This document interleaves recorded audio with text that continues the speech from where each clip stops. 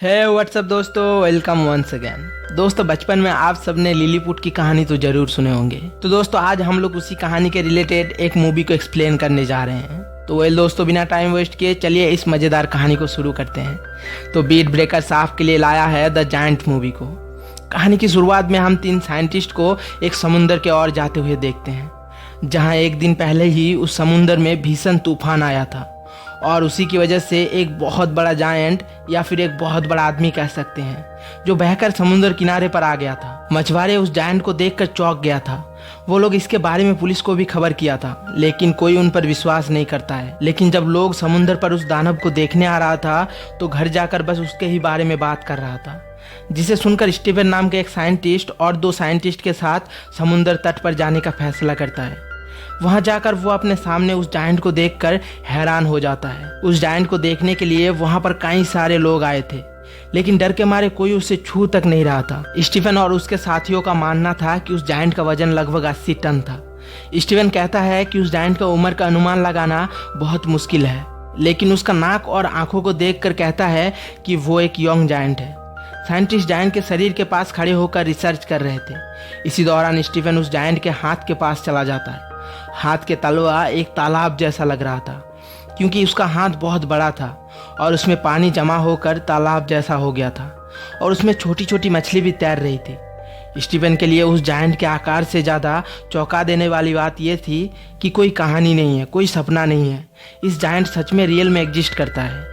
Steven का एक सहयोगी उस जायंट के शरीर के ऊपर चढ़ जाता है और वहाँ के बाकी लोगों को बताता है कि वो सुरक्षित है। ये सुनते ही नीचे मौजूद सारे लोग उस जायंट के शरीर के ऊपर चढ़ जाता है। ऐसे करके सब लोग बहुत ज़्यादा खुश थे। कोई उसके साथ खेल रहा था तो कोई उसके शरीर के ऊपर कूद रहा था, लेकिन स्टीफन उसे छू तक नहीं रहा था और उसके ऊपर चढ़ता भी नहीं। दूसरी ओर उसके सहयोगी साइंटिस्ट उस जायंट के बारे में नोट्स बना रहा था। टाइम बीतता है और उसके साथ साथ जायंट को देखने के लिए लोगों का संख्या भी घट रहा था, क्योंकि सभी अपने अपने लाइफ में बिजी हो रहा था। स्टीफन 3 दिन बाद फिर वहां पर जाता है। उस जायंट के ऊपर उसका इंटरेस्ट बहुत ज़्यादा बढ़ गया था और उसके ऊपर नज़र रखने में अब उसको कोई दिक्कत नहीं हो रहा था। स्टीफन देखता है कि कुछ बच्चे उस जायंट के ऊपर स्लाइड कर रहे थे और वहीं पर कुछ लोग उस जायंट को काटने की तैयारी कर रहे थे। वो देर तक जायंट से दूर एक जगह पर बैठता है और भीड़ कम होने का इंतजार करता है, ताकि वो देर तक अकेले उस जायंट के बारे में रिसर्च कर सके, उससे रिलेटेड जानकारी निकाल सके। जायंट के पास आकर उसने देखा कि उसका शरीर सड़ रहा था। उसके शरीर के अंग अजीब लग रहे थे। वो उस जायंट के कान पर एक लड़की को बैठा हुआ देखता है, जो उसके कानों को कुर्सी की तरह इस्तेमाल कर रहा था। स्टीवन नोटिस करता है कि जायंट का वो यंग रूप अब गायब हो रहा था और अब वो जवान नहीं दिख रहे थे।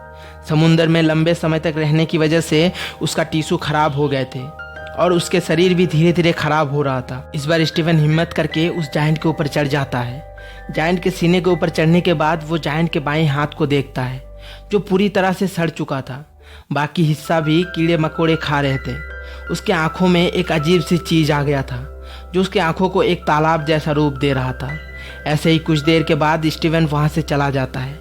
अगले दिन स्टीवन देखता है कि उस जायंट का हाथ और पैर दोनों सड़ चुका है और अब वो उसका शरीर को देखता है, जिसको बाकी लोगों द्वारा अपमान किया जा रहा था, लेकिन आखिरकार वो भी तो एक इंसान जैसा ही था।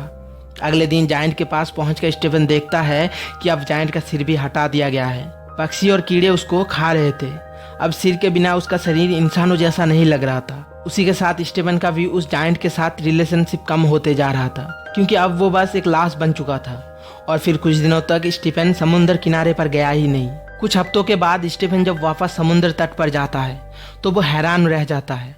वो देखता है कि वो जायंट अब पूरी तरह से गायब हो चुका है। बस उसकी सड़ी हुई कमर ही बचा है और अब कोई उस जायंट पर इंटरेस्ट नहीं था।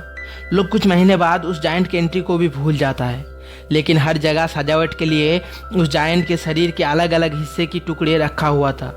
एक दिन साइकिल चलाते वक्त स्टीफन उस जायंट के खोपड़ी को एक जगह पर नोटिस करता है। उसका मानना था कि अगर वो खोजेंगे तो उस जायंट के आंख और नाक की हड्डियां भी मिलेंगे। स्टीफन के अनुसार सजावट के टुकड़े जायंट के हड्डियों द्वारा अच्छी तरह से बनाया गया था।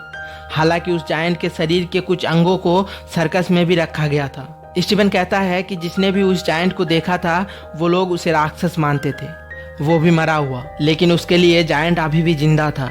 वो अक्सर सपने में देखता था कि जायंट उसके शहर से गुजर रहा है वो समुद्र किनारे वापस जाने के लिए शहर से अपने अंगों को इकट्ठा कर रहा है। दरअसल दोस्तों यही मानव जीवन का सच है। वो लोगों को तब तक अच्छा लगता है जब तक वो जिंदा रहता है और लोगों को अट्रैक्ट करता है।